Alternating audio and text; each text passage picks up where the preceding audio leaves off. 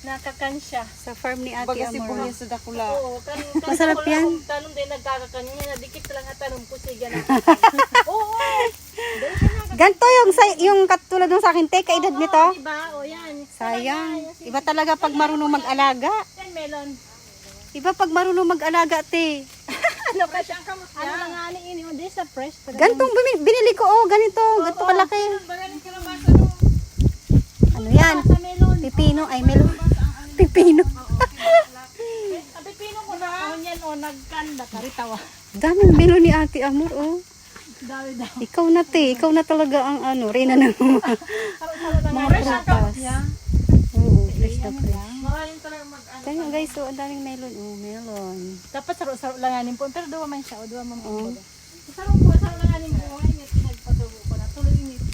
Galing. Yun, mo ko dyan sa una gano'n. Kulang yan sa